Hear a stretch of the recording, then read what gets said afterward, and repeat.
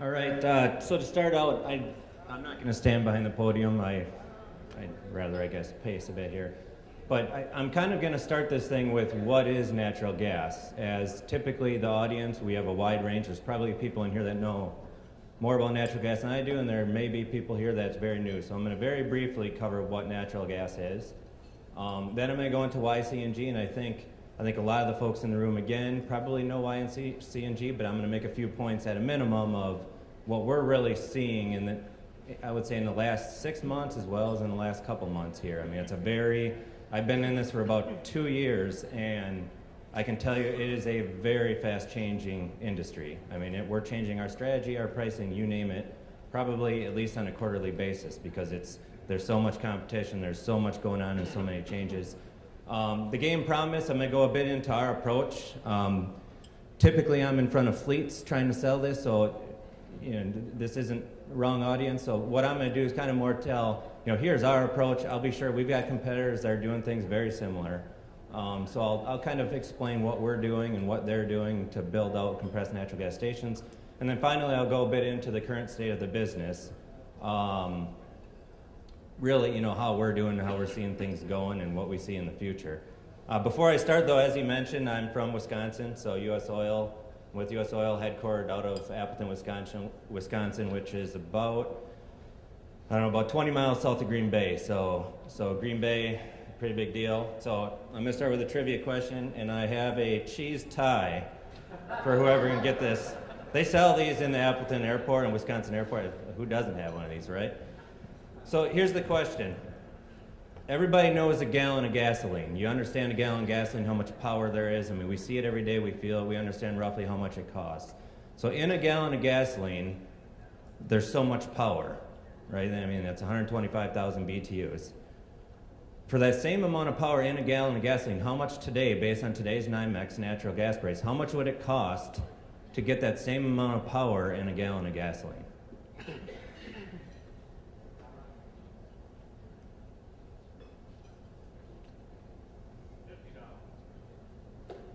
What's that? Nope. So price, gallon of gasoline is what, $2-3? So for natural gas to get that same power. Does anyone know who won last night, the Monday night football game? Who was that? 49 cents, you're right. 49 cents. There you go, man. You can't get this anywhere. So for the same amount of power in a gallon of gasoline, it costs 49 cents to supply that same amount of power. I mean, at the end of the day, I could probably stop the presentation here. Why is it changing the transportation industry? And quite frankly, most industries, it is cheap. I mean, obviously, because it's domestic, because it's abundant, but at 49 cents a gallon, we're going to find a way to make this work rather than paying the prices of gas and diesel. I mean, that I would say is probably the bottom line. So moving on here, what is natural gas? So, the one point, I'm cut off a bit here, but the one point that we like to make, it's the same that's in your home. So there's pipelines that run, mostly from the Gulf, no different than oil. You've got pipelines that run under farmers' fields, kind of following usually the major interstates all throughout the nation. Off of those major pipelines, you have utilities. So where I live, a utility runs a pipeline along the street, and basically, so this is compressed natural gas. It's naturally a gas. That's what the one says that's covered up there. It's naturally a gas, therefore, their pipeline, and it's compressed. It's all about energy density. So they compress it, typically running up these interstates, I don't know, it can be 1,000 PSI. You're going down city streets, so it's the same thing that goes into our business, homes, everything. These utilities run along major streets, compressed maybe between 30 and 70 PSI, and then it goes into my home at about 1/4 of a pound to 2 PSI. I mean, it's different by areas. But we've got this infrastructure throughout the entire nation. So all we're doing simply, if I wanted to put a compressed natural gas station out here in the grass, there's probably a natural gas line running right on the road. All we're doing is we're tying into that underground. We're taking that, we're compressing it, because it's all about energy density again. You need to take this gas, and you need to get as much energy into a small space as possible if you're going to carry it around. So that's why you're compressing it. You're compressing the gas to get it in a small space, and then you're using that. So I'll go into that a little more. But it's no different. This is not something new. People hear CNG, that's a new thing. No, it's been around for a long time. We're not doing anything special here, but it's very inexpensive, and we're kind of partnering to make it work. So I'll go into that a bit more here. Again, what is a compressed natural gas station? I'll just run you through. This is kind of an average site. So typically, you see the silver cylinder, which is the dryer. So basically, let's just say I was putting one out here in the grass. We're pulling off the street underground. We're hooked into the natural gas. So the beautiful thing, unlike diesel, so every diesel station and every gas station you see, they have to deliver the fuel. It's all the logistics of delivering the fuel to that gas station or to that diesel station. They've got the big 7,500-gallon trucks delivering all day long. We're tying right in. So there is no delivery. We tie right in. That cylinder is a dryer, so typically these pipelines, you have moisture in the natural gas. So what we're doing first on all of our sites is removing that moisture. Obviously moisture both in my compressors as well as in an engine, not a good thing. So you're measuring it, you're taking the water out, you're measuring again, make sure it's all good. Those two boxes are compressors. So the compressors, the average site we're building about $2 million a site. So our typical station, I would say to start, is dual 200 horsepower compressors. And the reason you have two, and you'll see a lot of sites where you've got two, and our sites always have at least two compressors, two dispensers, because it's not like diesel. If the diesel station's down, you can go across the street to another one. Naturally in natural gas, no pun intended there. If our station goes down, you can't go across the street. The fleet that we're dealing with, they're in trouble. So really, we need to build these all with complete redundancy. It's kind of as mentioned, my background is the manufacturing side. It's kind of like the Six Sigma type deal, make sure the airplane doesn't crash, same sort of thing with our sites. You need to have it where, a compressor may go down one day every year, but the odds that they both go down at the same day, not very likely. So that they need to be built that way. So your compressors, I don't need to go too much detail, but we're compressing up to about 4,500 PSI. So these compressors, 4-stage compressors, the way it works is you've got a big cylinder, compresses it up to say, 150 PSI, and then you got a smaller cylinder, making it even tiny, when you compress it heats, it cools through a cooling system. Smaller compressor, you're gonna compress it up to, call it 500 PSI, stage 3 up to about 1,500 PSI, stage 4, you've got a tiny little piston driving this to get it very tight.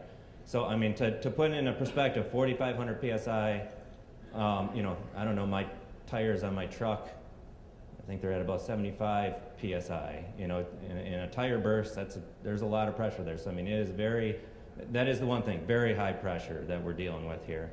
Next, you see the 3 circles there. Those spheres are storage. So, very different storage than we're used to in the oil industry. And that, it's 2-inch thick rolled steel. It needs to hold that pressure. So on average, we're only holding maybe 200 gallons of fuel on the site. From our inventory perspective, we call it zero. But the idea there is compression is very expensive, so having some storage to take care of the peaks during the day that you can kind of, fill a couple trucks. If you've got 5 coming at the same time, we need to be set up appropriately so that, from the truck's perspective, from the fleets we're dealing with, what we're promising is there will never be a line at our station, and we're promising we always have 10 gallons a minute fueling. So in order to have that commitment's expensive, but so is time. So, part of what we're selling in our stations is the fact that if someone waits for a half hour, truck, between labor and the truck, you're probably at $100 an hour.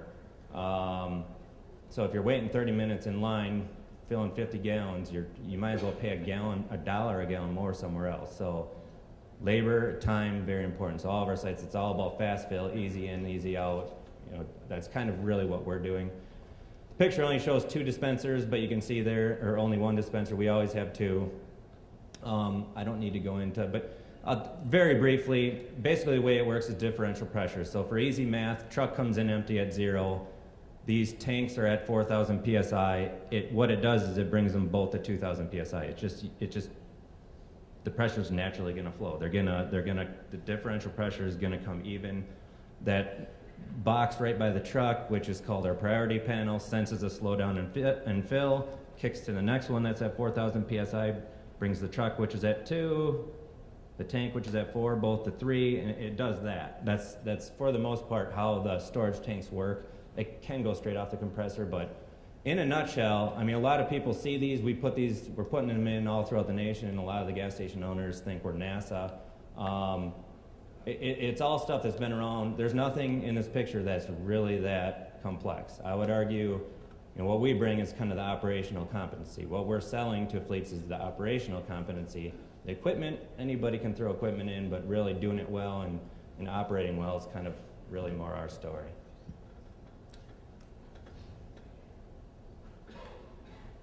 So why CNG? Top 3 reasons CNG is taken off. Anybody that talks about natural gas and fueling, you're going to hear these same 3 things. So 1, the economics, it's cheap. 2, it's a domestic fuel, so we want to use it for that reason. And 3, it's green. I would say, I started in this role just over 2 years ago, and I would say in the first probably year and a half, it was all economics. That's all we were talking. So we're in front of major fleets all over, and it's purely, we're doing nothing but selling an ROI, frankly. Hey, we're selling you a 2-year ROI, sign here, and away we go. We build the station. In the last, a major game changer here is in the last, I would say, 6 months. In the last 6 months, those bottom 2 issues, or I guess advantages, suddenly matter, because you've got these huge companies, Procter & Gamble. They don't own trucks, but they have customers who are then consumers who are us. They have distribution centers all over, and they're hiring carriers to carry their thousands of lanes of freight all over the place. So P&G is announcing that natural gas is important. Why? Because it's a domestic fuel and it's green, and their consumers care about that. So same with Unilever's come out with a statement. Lowe's has come out saying that in the next 3 years they're going to switch all their lanes to 100% natural gas. So it's suddenly become where these carriers are saying, I don't care if it's the same cost as diesel. I don't care if you're breaking even. We're going to run on natural gas for those bottom 2 reasons because it's the right thing to do and our end consumers care about it. That's a huge, in the last 6 months, I don't know what to do when the ROI is not, it's not that the ROI is not important, but it's like, whoa, we're selling something very different here. I would just say it's changed. The mood's changed a bit here and I think that's the big difference. We've got oil. The only thing that can really hurt this industry and natural gas coming is oil crashing. So, it's dropped about $20 in the past 30 days here. We're at about $85 a barrel. I'm not sleeping too well. But the nice thing we do have is those bottom 2, like I said, oil would have to get pretty low before we get to a point. Our average customer is paying about $1.50 a gallon. So, it'd have to get pretty low to get to the point where we couldn't sell it at least on those bottom 2, which we see really taking off here, like I said. Why CNG again? So this is in diesel. So 49 cents is a commodity for a gas gallon equivalent. If I were to do a diesel gallon equivalent, it's about 11% more. So in a gallon of diesel, there's 11% more energy. So this is showing a diesel gallon equivalent. The important thing is the yellow there. So if you look at the breakdown of the price, and these numbers aren't right, they've been maybe change them every couple months, but it's really more for showing the case or the point. What's important here is just the percentage of the actual commodity that makes up the overall price. So the nice thing, we change our prices across the nation on all of our sites once a month because it doesn't, is natural gas less volatile than oil products? No, equally volatile, but it makes up such a small percentage of the overall price that if it moves 5%, we're only talking a couple cents. Change our price once a month, not a big deal. So that is something that a lot of fleets like is they can really have we lock in a price. Just yesterday I was dealing with a fleet that wants a price, a price for what their gas cost would be, the bottom line there for a year, 2 years, 5 years. It's pretty much flat. We're saying, hey, I'll give you $1.60 for 5 years or 2 or 1. It's very, I guess, reliable, which is a nice thing. Where oil, as we've seen, it's all over the place. Our customers' investment. So again, why CNG? This is the analysis that a fleet is going to do, and it doesn't matter whether they have 1 truck or 10,000 trucks. You're going to treat each truck as its individual ROI, each truck as its own business, and say, does it make sense to replace that 1 truck? So the math is done the same, and this maybe oversimplifies a little bit, but not much. I mean, it really is this simple. Your average, who we're going after like the picture there, we're going after the big semi trucks. They burn, they go 100,000 miles a year. They burn 20,000 gallons. So when you're burning 20,000 gallons per vehicle and you're saving a couple dollars a gallon, the ROI, you can make it work very quickly. So that, frankly, is who we think this market's for. That's who we're going after. We're not interested in the Honda Civic, quite frankly. I guess you do the math down here, so you got the miles per gallon. You do lose, diesel is a very efficient engine. You do lose some miles per gallon, so you have to calculate, put that into your cost. But at the end of the day, the fuel cost basically pays for it. So I mean, right now, I would say most deals we've signed, we're signing typically a 2-year payback for the fleet on all their trucks, and then from there on out, they're making money. Obviously, diesel price is key. We're not so concerned with natural gas going up, because even if it doesn't affect our price so much. It's really diesel, that diesel price, that spread is really what's important. So I guess that's about it on that. So moving on here, the game, I'm kind of moving on to, what is our approach? And our approach isn't all that different. I could tell you why we're better, but that's not why I'm here.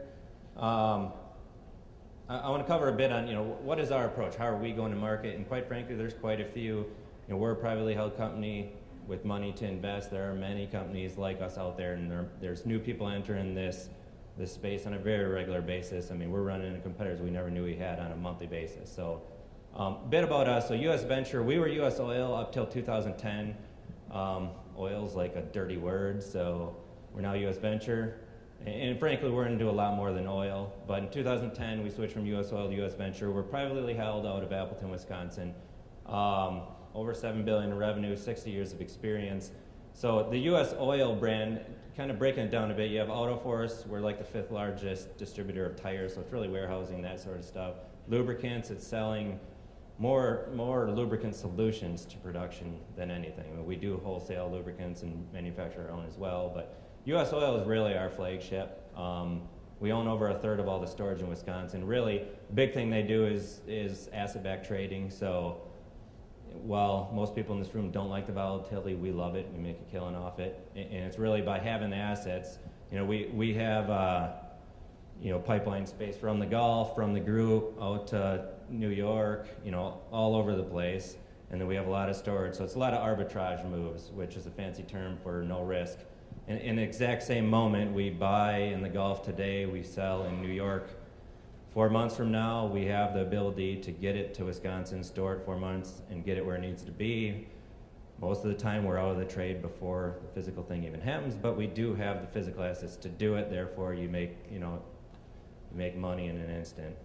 So that's there's a lot of businesses that ensure that we have that supply side, that we can make those moves, but U.S. Oil, the trading piece, is a very big piece. U.S. Petroleum Equipment Division, that's really equipment side. So they've built diesel stations, gas stations. Kind of the point I'm getting at is where natural gas came from our business is really more of a, people ask me, you guys are U.S. Oil. Where I'm from, where I live in Wisconsin, they still, hey, you work for U.S. Oil. Why would U.S. Oil be in natural gas? Isn't that kind of competing against, what we do? And the answer is, in essence, I'm a hedge. If I fail, there's people in our office that are happy that I failed.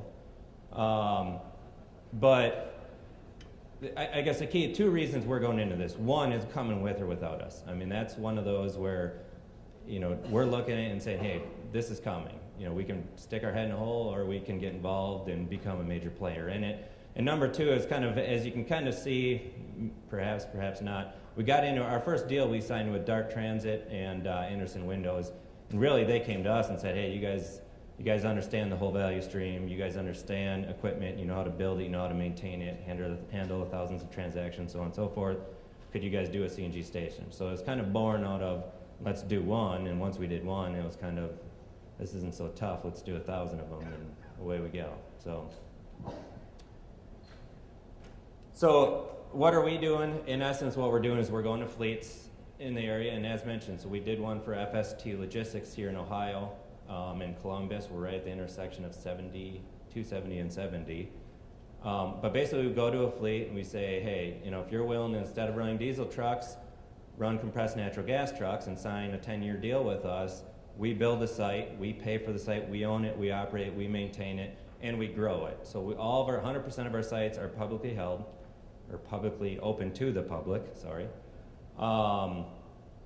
And basically the idea is we're kind of sharing the profitability. So we're saying as the site grows and as the market grows, you're going to kind of get a piece of because a lot of fleets are saying, hey, I'm going to jump to natural gas for a competitive advantage. Well, great.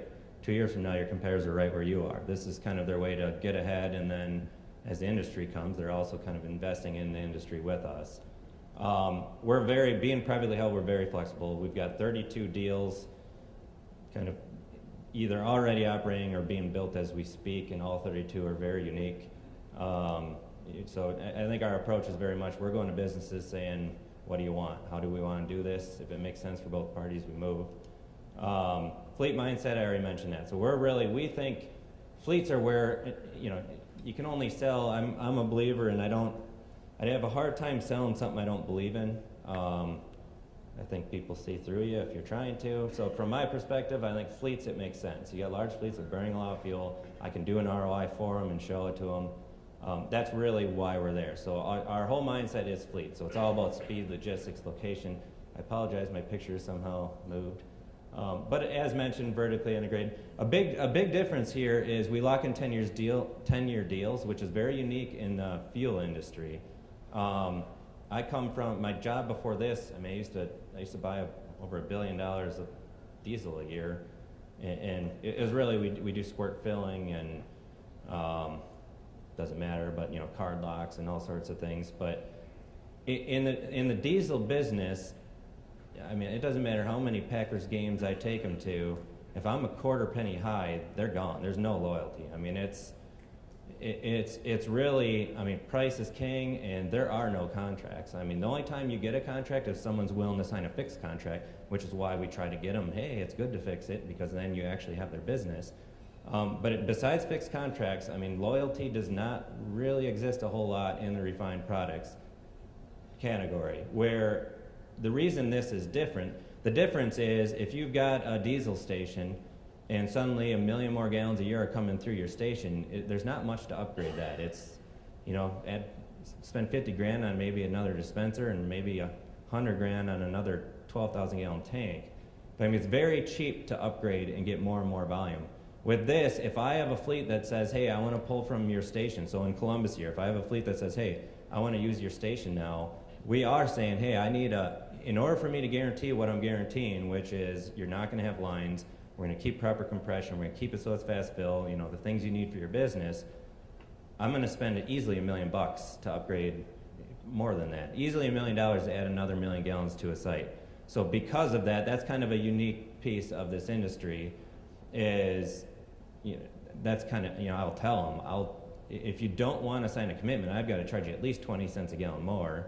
And from a lot of fleets perspective, that's crazy. But what I can't have is I spend $1 million, I upgrade this site, and then next week someone else opens one and you go to them.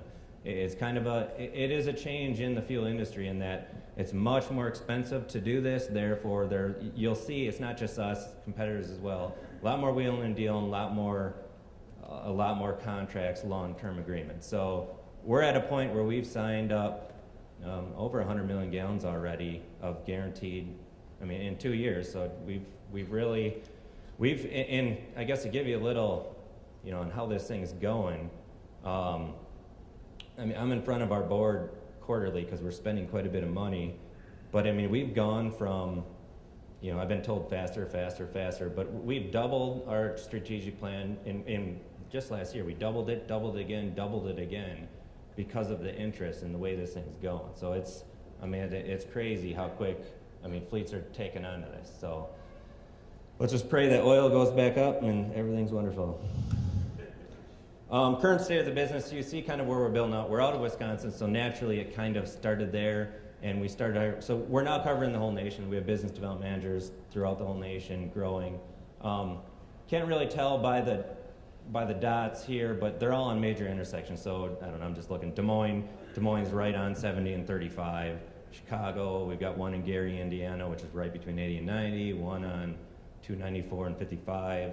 So all of these, kind of the idea, Atlanta, same deal, Dallas, same deal. Denver's right on 70, Tampa. I mean, all of them. The key that we're trying to do is build a national network where you can get, because traditionally, the big change here is in the past you didn't really have to plan where you fuel. You can't switch to natural gas and not have a plan. You got to plan, where am I going to fuel, how am I going to do this, and with who. So we're trying to create, a national network, and there's other players that are doing that, but the plan is, okay, hopefully within a couple of years here, people should be able to, we have one fleet we're working with now that's going over the road. They're starting to go over the road because we've got enough sites, we're hitting that kind of critical mass level where they're able to know that they can fuel at our stations in their routes.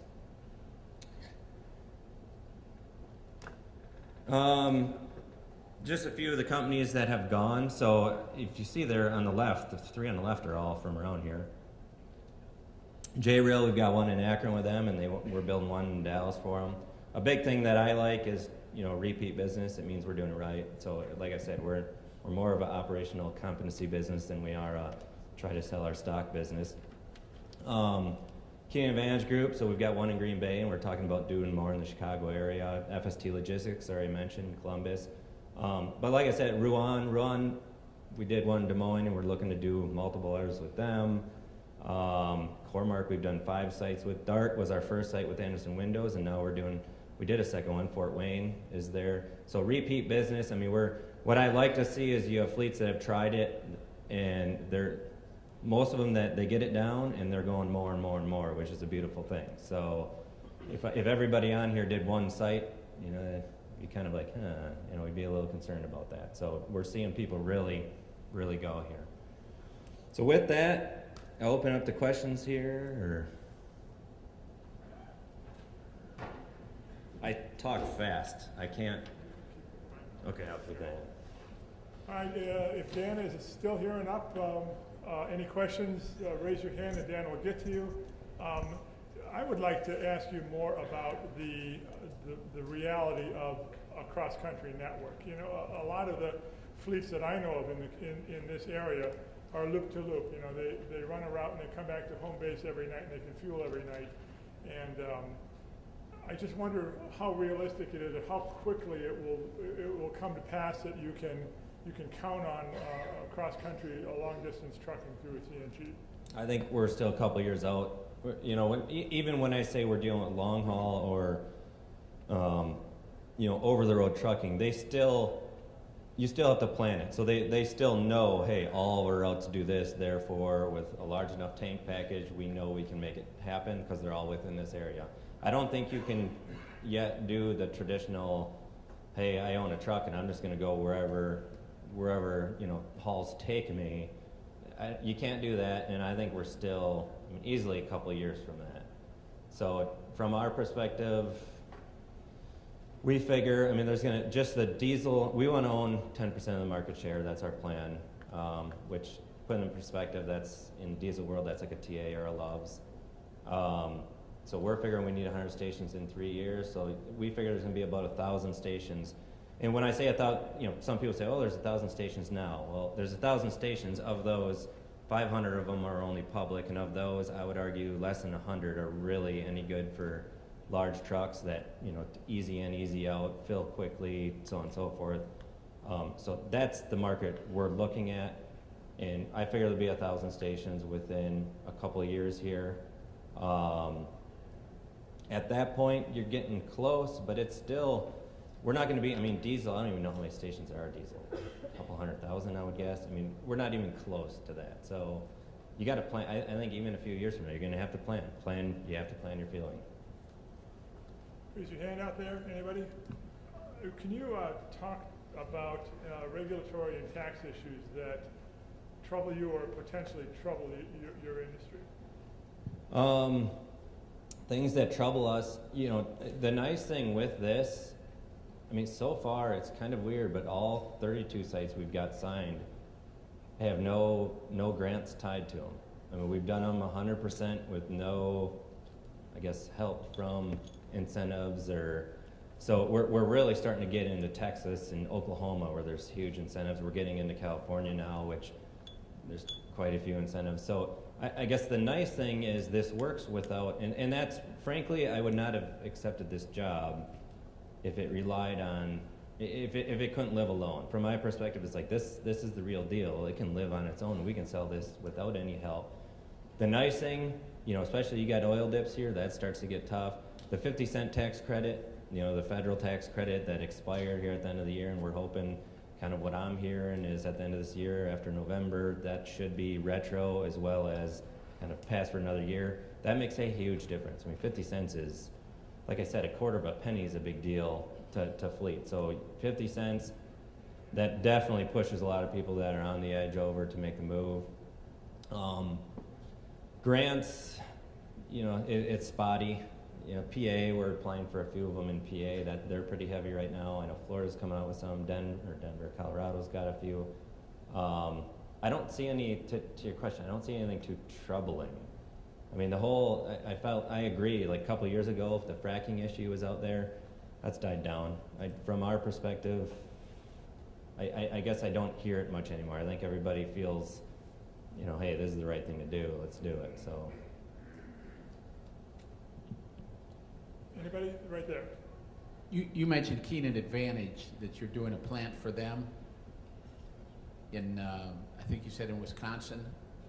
Yeah, we've got a site in Green Bay right by the terminals. So they haul fuel for us throughout the whole Wisconsin area, Green Bay area. So yeah, we built one in Green Bay for them. So they're going to run their trucks on CNG? They are there as we speak, yeah. Do they have any problem with the petroleum industry doing that, since they're a major hauler? We've had that talk. Yeah, it's like I'm using a truck that competes with my very own business.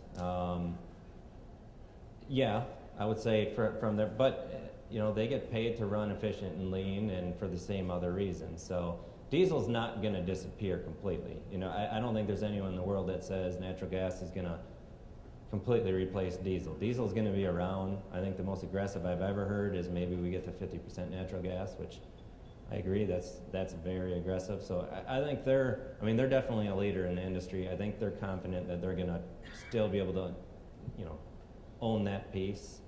But yeah, obviously, yeah, those discussions happen. It's kind of like, that's kind of unique. It's a bit of an interesting situation.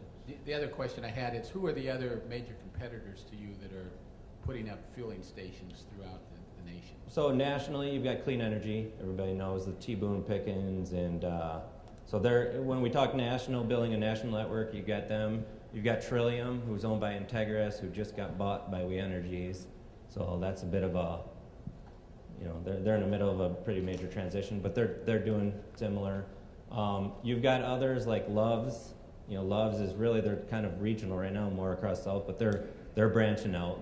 I'm sure they'll be nationally as well before long. You've got a lot of pretty large regional players like True Star. You've got Quick Trip with a K, so KWIK, Quick Trip. They're out of headquartered in Wisconsin, so they've got about 30 sites going already. There's a lot of concentration in Wisconsin because they're headquartered there, we're headquartered there. We've got a few others playing in the game. And like I said, I feel like I learn about someone new. There's a lot of smaller regional players. So I learn about somebody new on a regular basis. I think but typically they're going after local stuff, where we're kind of more trying to create that national piece. So the ones I named, I'd say, are the major players here nationally. Bill, please, right there. What's our compressors run on? You mean natural gas or, well, it's electric. So basically it's electric motor. It's kind of funny, my head went to generators. We have backup generators at these sites that obviously everyone would say, well, obviously they must run on natural gas. No, they run on diesel because they're a third of the cost. So doesn't necessarily, kind of similar to his questions, like, oh, you gotta live it. Well, I live in the real world, so we try to, we do what makes sense, frankly. We hear about liquefied natural gas as an export product, and is it a realistic competitor to you in terms of commercial transportation, LNG? And in what way, and how do you deal with that right now? So I would say there may be people in the room, and my competitors would say yes. I say no. I haven't lost a deal in the almost 2.5 years. I haven't lost a deal with LNG yet. So LNG made sense when we didn't have a truck. When the 12-liter came out, so a little history. Up until about a year ago, CNG, all we had was a 9-liter, 320 horse. So it was you can only pull a gross 65,000 pounds. You had people trying to pull 80,000 pounds with it. Things were burning up. It wasn't good. You also didn't have the range. So those 9-liter trucks only had a range of probably 300 miles. So when that was the situation, LNG made sense. So LNG, the engine's identical. It's a Cummins engine. It runs on compressed natural gas. Same engine. When you're talking about LNG versus CNG, it's exact same engine. All you're talking is how you store it. It's purely the storage. So are you storing it by compressing it, or are you storing it by going to negative 265 degrees Fahrenheit, turn it into a liquid? And again, it's about energy density. So we did the math even on the very first site with Anderson Windows. We said, okay, let's look at, when we started, we were completely open to doing either or. My equipment costs twice as much, your equipment's more expensive, and now I need to haul it in instead of just tying into a pipeline. I can't do it for any less than or any more than 50 cents to $1 a gallon more. So from our perspective in the beginning, we said this is gonna die. I mean, math doesn't lie. So we determined we're going CNG at that point, and we knew the new truck was coming out. So when the 12-liter came out, you now have the power to pull 80,000 pounds. You now have the range. You can get up to 1,000 miles range. So with hours of service, that's all. You can't go any further than that in a day anyway. I think it's been the clear winner. You have Clean Energy still pushing it. I think, frankly, that's a mistake, but they have their reasons. So from our perspective, we made the right call. CNG is really what we see happening. It is more dense, so for things like shipping it over an ocean, yes, there are applications. There's large applications like on trains where there's huge volumes. So what I'm talking about is really the transportation industry, hauling freight with Class 8 trucks. I see CNG being the winner. There's definitely a market for LNG elsewhere, but yeah, I don't see it here. Yes. Okay. Thanks.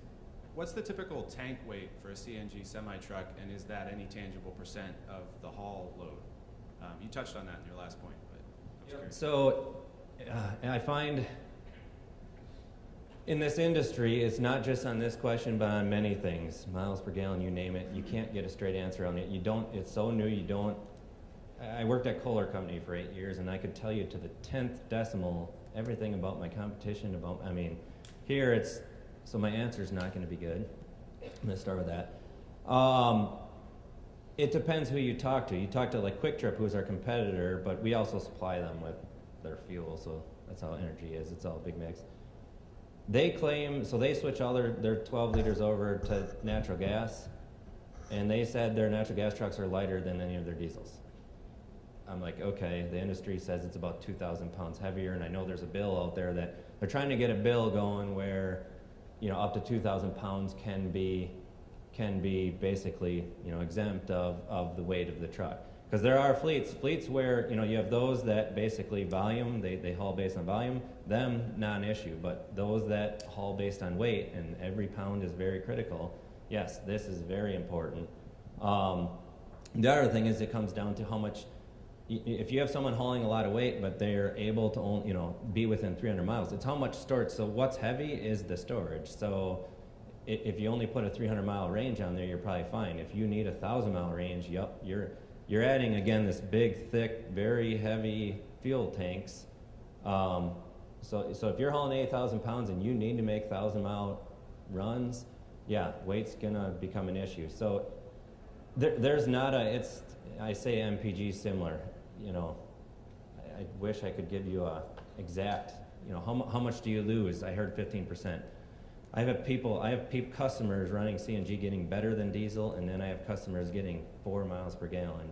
I mean, the spread, and that's kind of where we tell people partner with someone that knows what they're doing, because we can figure out what mistakes you're making while you're only getting 4. And But this whole industry, it's so new that questions like that, it's there's not a very clear, here's exactly what it is type of answer.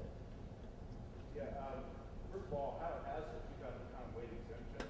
So folks in the room aren't aware of that. Check with your state representative. There is an exemption up to 2,000 pounds for state and county roads, not highways, but state and county roads. The question is, well, how has 38 CNG stations that are commercially public? How many of those in the future do you guys plan on putting in Ohio? So from our perspective, it depends who partners with us. We're building out according to customers' needs. We're not a building will come type philosophy. So we're going to fleets that want to partner with us, and we're putting them. They're committing to gallons. So my Ohio guy's here. He's telling me he's going to put in at least 3 a year here, right?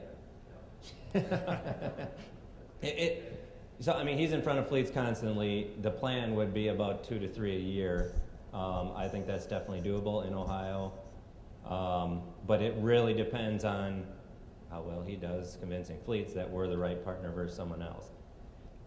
One more question over there. I was just going to ask, the network is intriguing. I mean, you're putting stations close, for example, you have two in Pennsylvania that's on the map, Central Alabama, and so forth. I mean, your competitors are probably doing the same thing. You indicated a couple of years that you thought you'd have a certain performance. Wouldn't that accelerate things?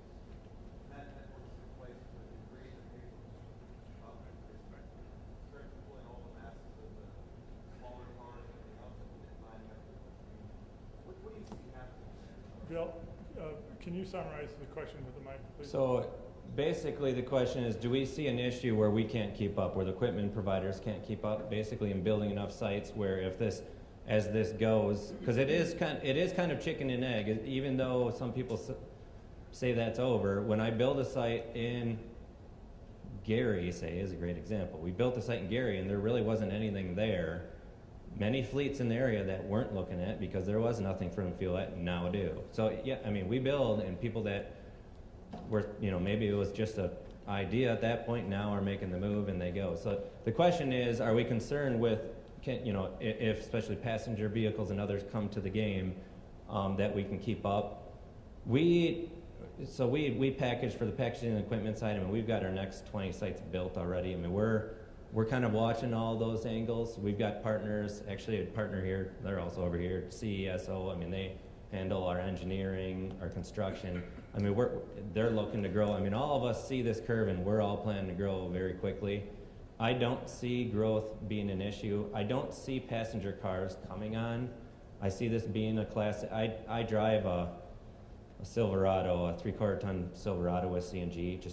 And I mean, it's a $12,000 upgrade on the truck. The average person probably use 500 gallons in a year. So even if I'm saving $2 a gallon, that's $1,000 a year, 12-year payback. It doesn't, the average passenger doesn't burn enough fuel, and that's at horrible fuel mileage. A Honda Civic already gets 50 miles per gallon. Anybody driving a Honda Civic CNG is doing it for the other two reasons. They're not, unless they live in their car and drive more than anyone I've ever known. The economics doesn't really make sense for the passenger vehicle. If oil, which hopefully it does, a nice Cold War would be nice. But if oil does go up to $200 or something, it can get there if oil goes up. But right now we don't see that. Bill, thank you very much. Thank you.